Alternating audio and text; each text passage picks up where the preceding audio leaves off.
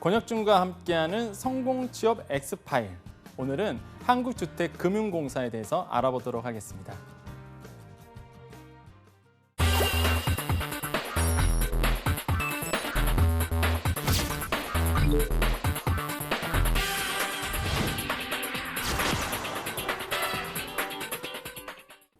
네, 안녕하세요. 권혁주입니다. 오늘은 한국주택금융공사에 대해서 알아볼 텐데요.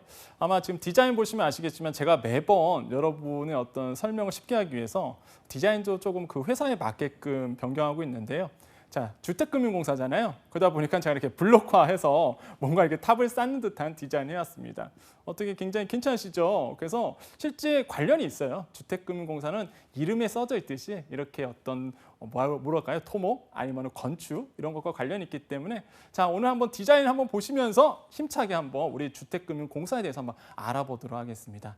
자, 먼저 기업 분석이 있죠. 기업 분석에서 먼저 보시면 설립일은 2004년 3월 1일 돼 있고요. 자, 기관장, 이정자, 환자 기관장 있고 자, 그러니까 매출액은 3조 한 3,200억 원 정도 나왔습니다. 인원 현황은 829명인데 굉장히 적어요, 사실 임직원들이. 근데 정말 규모는 어마어마하다는 사실. 자, 영업이익은 한 2,700원 정도가 나왔고요. 당기순이익은 한 2,300원 원 정도가 2017년도에 나왔습니다. 사실 뭐 금액은 중요치 않다라고 다시 한번 강조드립니다. 이 회사가, 이 기관이 어떤 기관인지가 중요한 것이지 특히 국채은행이라든지 국채 공공기관 같은 경우에는요. 공공성을 띠기 때문에 사실 영업이익이 많다, 적다 이것은 사실 중요치는 않습니다. 어떻게 공공의 이익에 맞게끔 사업을 진행했느냐가 정말로 중요한 얘기겠죠. 자, 설립 목적, 그런 의미에서 설립 목적을 볼게요.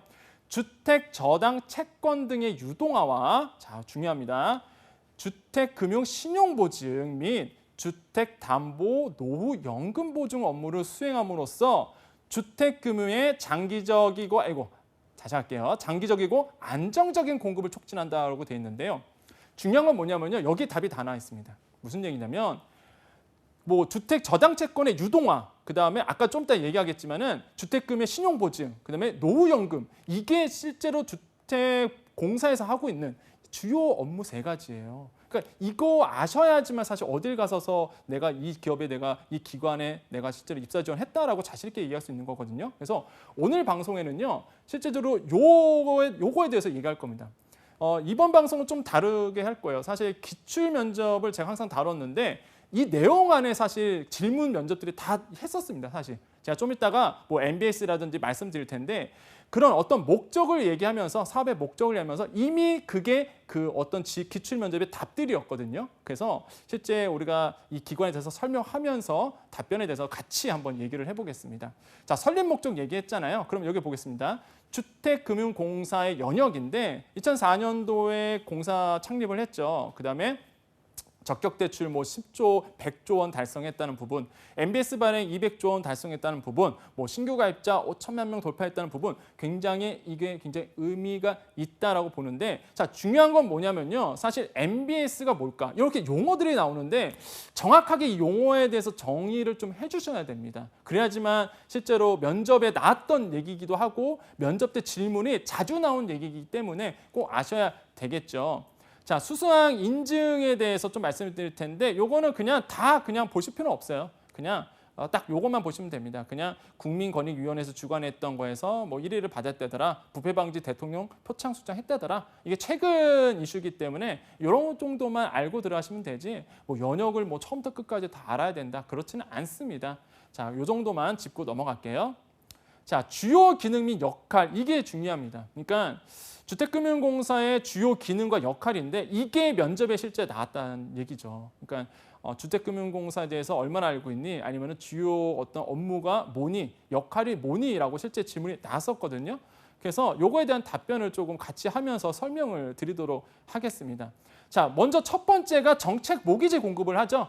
무주택자 금리 변동 위험에서 벗어나서 내 집을 안정적으로 마련할 수 있도록 장기 고정금리, 분할 상환 방식의 보금자리론 적격 대출을 공급한다라고 나와 있습니다. 상품은요, 실제 지금 가보시면은 보금자리론 당연히 있죠. 신혼 다자녀 보금자리론, 적격 대출 있고 디딤돈 대출 있고. 실제 여러분 지금 이제는 회사에 어떤 입사하고 도전하는 입장이잖아요. 아직은 젊습니다. 근데 제 나이대가 되거나 아니면 우리 부모님 나이대가 되면은요, 한 번쯤은 집을 구입하기 위해서 이런 모기지론을 이용하기도 합니다. 왜 그러냐면 사실 지금의 집값으로는 우리가 일상생활에서 벌었던 돈으로 살 수는 없기 때문에 이렇게 레버리지를 통해서 실제 투자를 하기도 하고 대출을 받아서 집을 구입하기도 하거든요. 이런 정책 모기지를 공급하는 것이 주택금융공사다. 장기로 대출을 해준다. 그 상품은 보금자리론, 적격대출, 디딤돈 대출이 현재 있다라는 사실 꼭 알고 계셔야 되겠습니다. 자, 또 하나의 어떤 주요 임무는요, 바로 이거예요. 유동화 증권 발행한다는 것, MBS라고 우리가 보통 얘기하죠.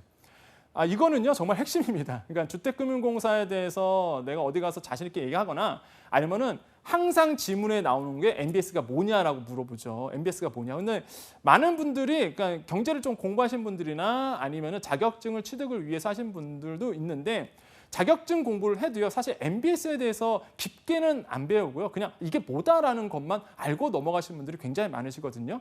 물론 그 정도만 해서도 충분합니다. 하지만은 MBS에 대해서 자신 있게 이제 설명을 해주셔야 어떤 면접장을 가던 간에 또한 이런 어떤 주택과 관련된 뭐 국민은행이라든지 이런 데에 취업 지원을 하셔도 우리가 좀 응용해서 할 수 있기 때문에 오늘 제가 이 MBS에 대해서 좀 설명을 드릴 때 좀 자세하게 이해하시고 좀 MBS가 뭐다라는 걸 확실히 알아셨으면 좋겠습니다. 자, 주택담보대출채권을 기초로 유동화증권을 발행한다. 이게 이제 MBS인데 자, 표를 한번 볼게요. 자, 표를 좀 그려봤는데 그림을 자, 제가요 채무자예요. 제가 이제는 집을 살려고 합니다. 돈이 없어요. 그럼 뭐가 되죠? 대출 받죠? 제가 1억 원을 빌렸어요. 그럼 뭐야? 금융회사, 일반 시중은행 가서 1억 원을 빌리려고 합니다. 목적은요? 제가 집을 살려고 해요. 그럼 뭐 하나요? 금융회사는. 그래, 빌려줄게 하는데 뭘 해요? 뭘 받죠? 우리가 보통 담보를 받죠. 저당을 잡아놓습니다. 아파트에, 집에 대해서. 그래서 좋아, 내가 빌려줄게. 대신에 20년 상환이야. 20년 상환. 지금 보면 한 15년, 10년, 15년, 20년, 30년 뭐 이렇게 상환이 긴데 20년 상환이고 원금 이자 갚는 조건이죠. 상환 기간은 20년. 그럼 뭐겠어요? 1억 원을 내가 대출을 빌리면 뭐가 되겠어요? 20년 동안 나눠서 원금과 이자를 원리금을 냅니다. 근데 금융권 입장에서 그게 좋겠어요? 생각해보세요. 여러분이 금융권인데 1억 원을 대출해 줬어요. 근데 이게 한두 명도 아니고 정말 수천 명, 수만 명인데 1억 원을 빌려주고 20년 동안 나눠서 받아요, 내가. 엄청난 리스크겠죠, 은행권 입장에서는. 그러다 보니까 뭐가 되나요?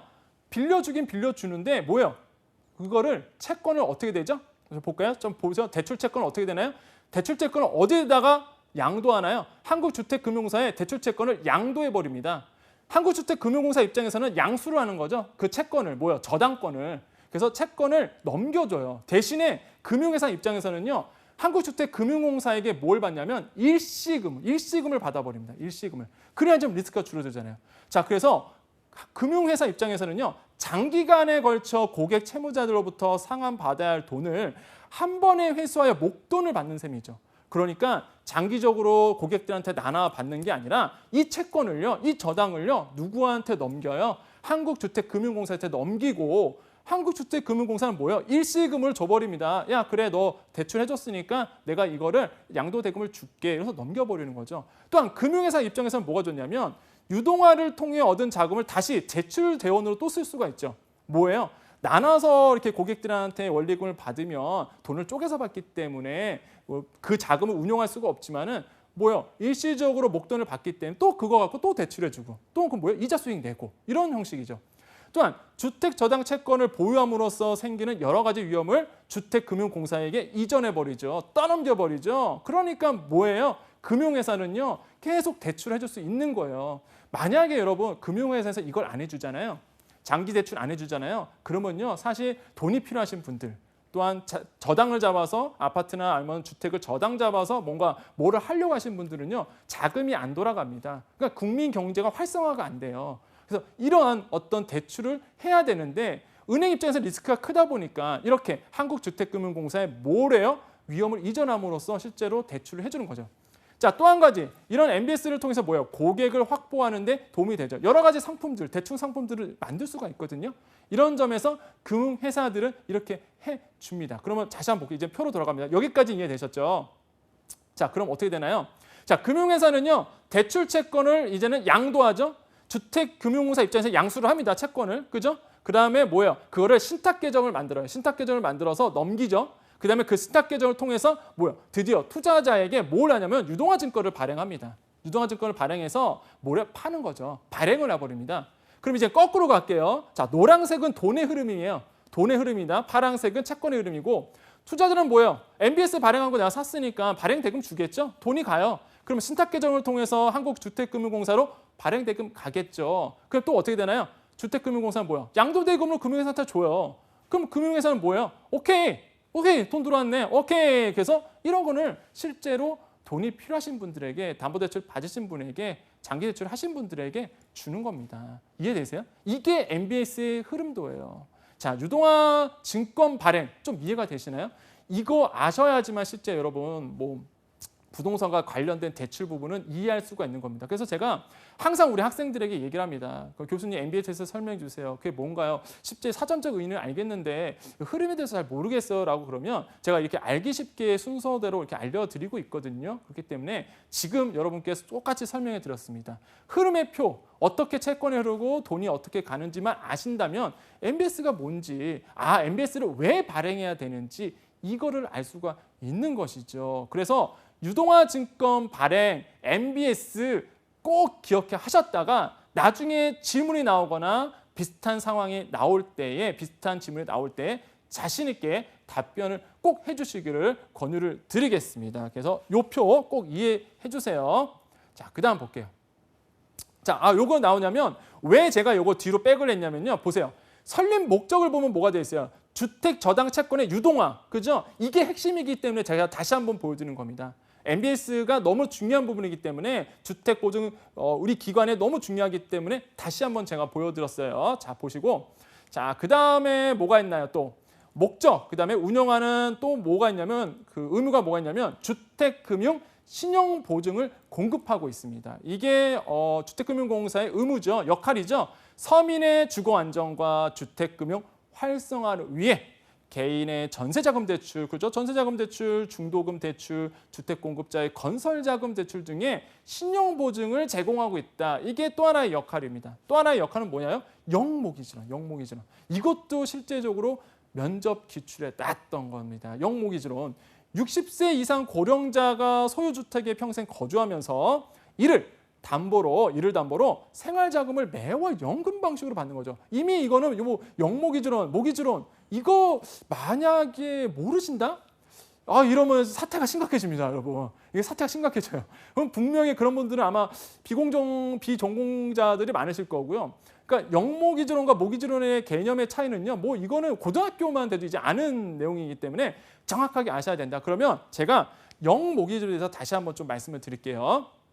자, 영모기지 제도는요. 고령자가 주택을 담보로 사망 시까지 자택에 거주하면서 노후생활자금을 연금 형태로 받습니다. 그러면 영모기지론을 계약을 하면요. 모기지론과는 반대로 금융회사에서 매월 집주인에게 돈을 주죠. 그죠? 매월 주어지는 돈은 이자율에 따라서 조금씩 달라질 수 있습니다.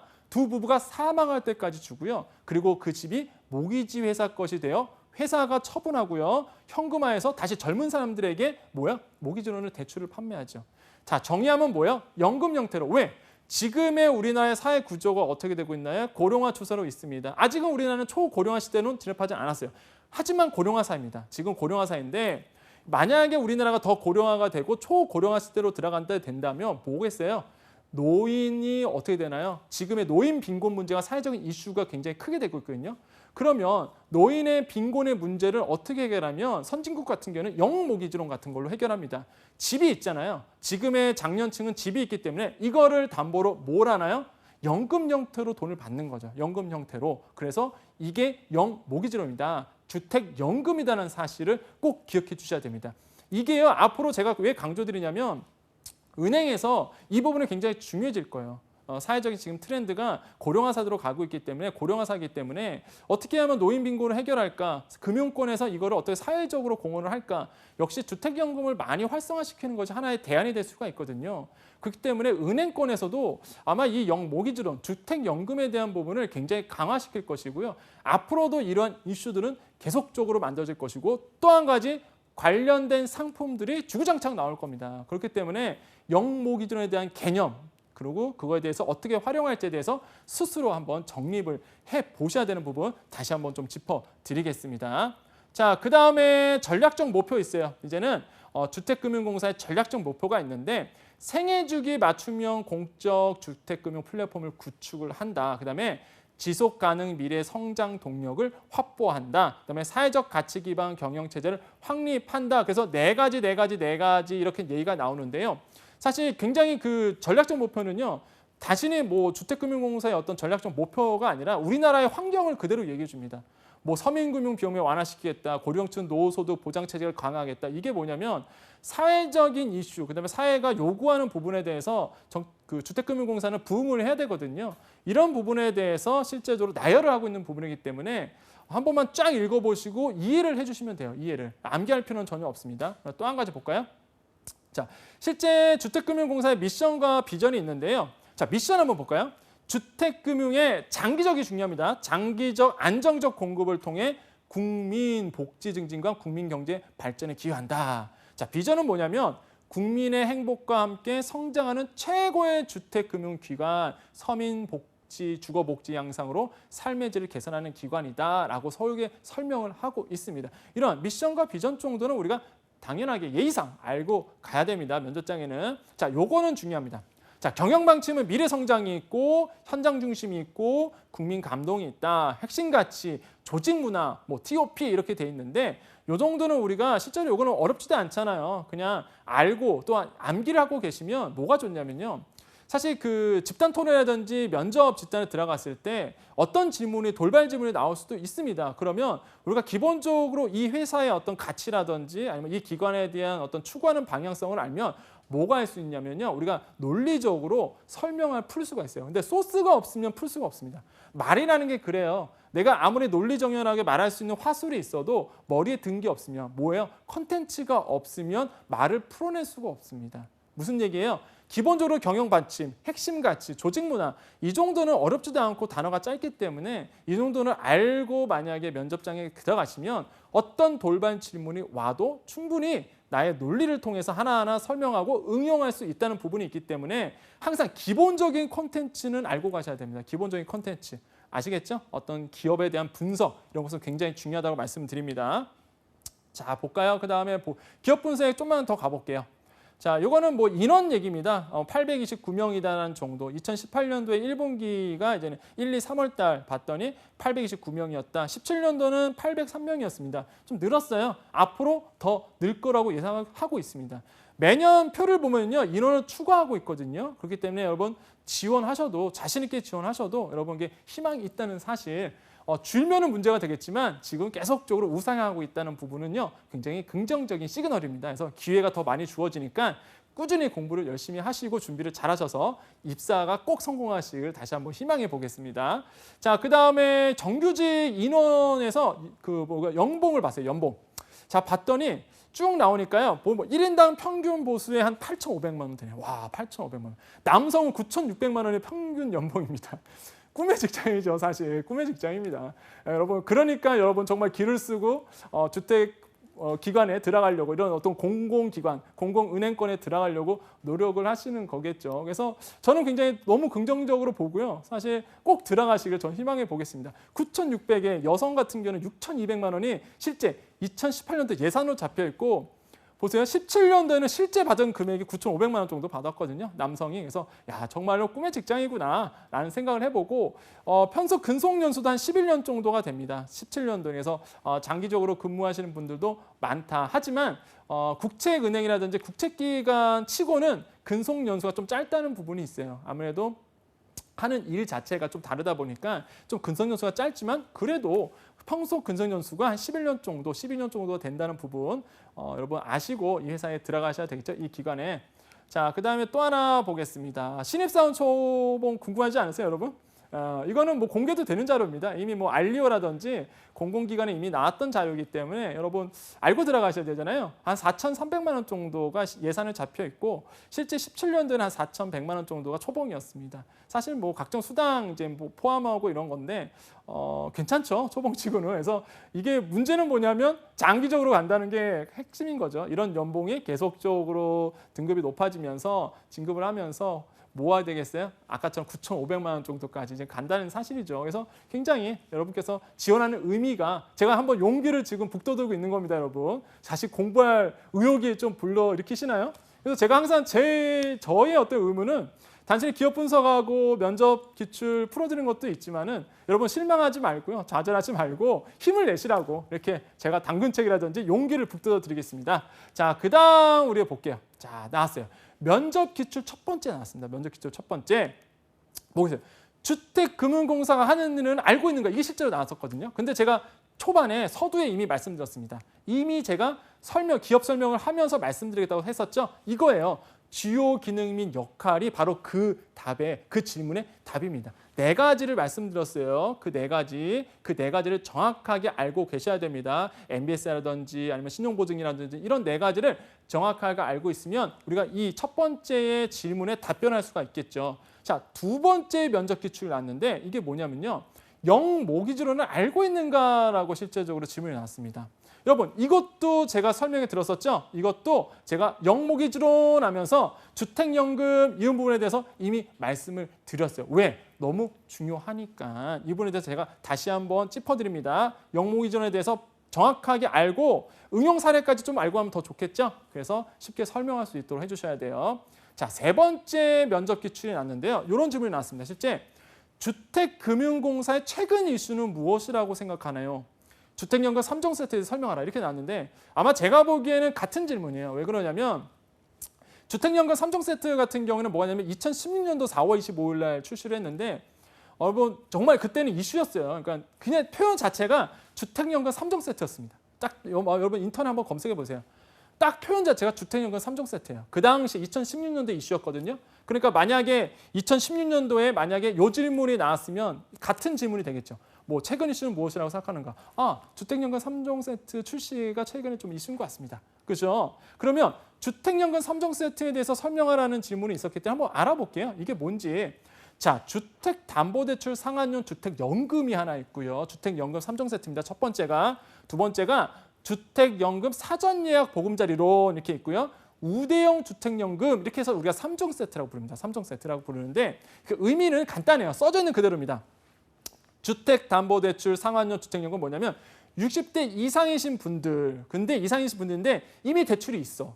이미 이 집에 대출이 껴져 있다 보니까 이거를 주택연금을 신청할 수가 없는 거예요. 그래서 일시금으로 이거를 상환액금 해줍니다. 상환액금 하고 주택연금을 가입할 수 있도록 해줘요. 그러는 겁니다. 그래서 상환용 주택연금이다. 상환용. 자, 두 번째 사전예약이 중요하죠. 사전예약. 뭐냐면 이거는 보세요. 만 40세 이상이죠. 60세 이상이야지만 이게 가능한데 연금은 주택연금은 40대부터 뭐 하냐면 사전 예약을 걸 수가 있어요. 뭐냐? 보금자리론을 통해서. 아직 나는 주택이 없잖아요. 나는 아직 주택이 없어요. 안 샀어요. 근데 연금 못 들잖아요. 그러면 주택연금을. 그럼 뭐야?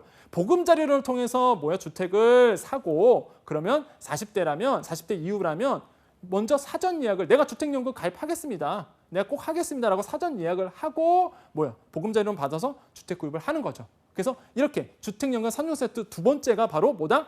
주택연금 사전 예약 보금자리론이다라는 거. 또 한 가지 우대형 주택연금이 있습니다. 이거는요. 저가주택이에요. 저가주택. 저가주택 보유 어르신에게는 최대 12.7%의 더 많은 연금을 드리겠다라는 건데 왜 제가 저가주택에 포인트를 줬을까요? 주택연금의 목적이 바로 이 부분이기 때문이었습니다. 왜? 노인의 빈곤, 문제. 왜? 집 하나만 가지고 계신 분들이 정말로 많으세요. 여러분 장년층 가보시면요. 여러분 좀 할머니, 할아버지라든지 아니면 조금 나이 드신 장년층을 만나면요. 소득은 없어요. 그런데 재산은 있어요. 어떤 재산? 부동산 재산이 있으신 분들이 있습니다. 근데 소득이 없다 보니까 굉장히 빈곤하게 사시는 분들이 많으세요. 그럼 뭐예요? 이런 분들을 위해서 연금, 주택연금이 존재하는데 저가주택 보유 어르신들을 위해서 특별하게 뭐 한다? 좀 더 많은 연금을 드리겠다는 얘기입니다. 빈곤 문제를, 사회적인 빈곤 문제, 노인 빈곤 문제를 이렇게 해결하겠다 해서 나온 상품이 뭐예요? 우대형 주택연금이에요. 자, 그럼 우리 정리해 볼까요? 주택연금 3종 세트 설명하세요. 그러면 요 세 가지를 정확하게 말씀하시고요. 물론 답변 시간은 굉장히 짧습니다, 여러분. 여러분 들어가시면 아시겠지만 답변 시간이 그렇게 길지 않아요. 그래서 주구장창 막 설명할 수는 없습니다. 딱 이렇게만 세 가지에 대해서 말씀을 딱 하고 이게 뭐다 이렇게 짧게라도 말씀을 해주신다면 정말로 좋은 면접 또한 정말 좋은 결과를 얻으실 수가 있는 것이겠죠. 그래서 오늘은요, 이렇게 주택금융공사에 대해서 좀 알아봤는데 중요한 건 뭐다? 주택금융공사의 주요 업무, 그다음에 주요 업무인데 그것에 MBS라고 제가 자꾸 강조해드렸어요. MBS에 대한 어떤 이론적인 토대들이라든지 아니면 왜 생겼는지 어떻게 흘러가는지 이런 부분을 좀 우리가 알고 가셔야 면접장에서는 뭐 해야 된다? 자신감이 붙는 겁니다. 면접은 자신감이거든요. 기죽고 들어가면요 하울 얘기도 안 나옵니다. 그렇기 때문에 오늘 얘기했던 부분 꼭 유념해 주시고 그걸 가지고 기초로 그런 콘텐츠를 기초로 자신 있게 면접을 준비하신다면 분명히 좋은 결과를 얻으실 거라 확신해 봅니다. 제가 화이팅 해드리겠습니다.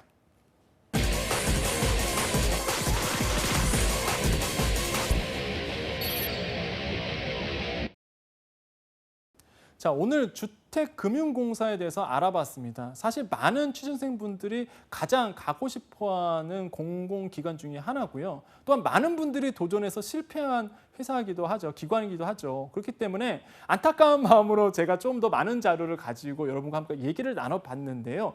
가장 중요한 거는 다시 한번 짚어드리겠습니다. 주택금융공사의 존재 이유, 그다음에 어떤 일을 하는지에 대해서 꼭 주요 업무에 대해서 알고 가셔야 된다는 포인트를 다시 한번 짚어드려요. 왜냐하면 많은 분들이 제가 질문을 드려요. 왜 주택금융공사가 존재할까? 그다음에 주택금융공사 하는 일이 뭐라고 생각하니? 라고 그러면요. 어떤 잡다한 얘기는 많이 하시는데 중요한 주요 업무에 대해서 말씀을 못 하시는 분들이 굉장히 많았다는 사실인 거죠. 그렇게 되면요. 절대 좋은 면접이 이루어지지 않고 특히 자소서를 통해서 여러분 면접 질문이 들어오거든요. 자소서에도 좋은 내용을 써야지만 이러한 어떤 내용을 써야지만 좋은 질문을 또 받을 수가 있습니다. 그래서 면접 질문은 물고 늘어질 수밖에 없어요. 하나에 답변하면 그 질문이 또 나올 수밖에 없기 때문에 좋은 점수를 받으려면 좋은 질문을 받도록 유도를 해야 되고요. 좋은 질문을 유도를 하려면 기본적으로 주택금융공사가 하는 일이라든지 그전까지 해왔던 어떤 사업의 규모, 그다음에 어떤 뉴스에 나왔던 최근 트렌드들을 정확하게 자소서나 면접 때 말씀하셔야지만 여러분이 의도한 대로 질문이 들어오기 때문에 꼭 한번 짚고 넘어가야 된다. 그래서 오늘 방송을 다시 한번 서머리 하시면서 정리를 해보시기를 강력하게 권유해 보겠습니다.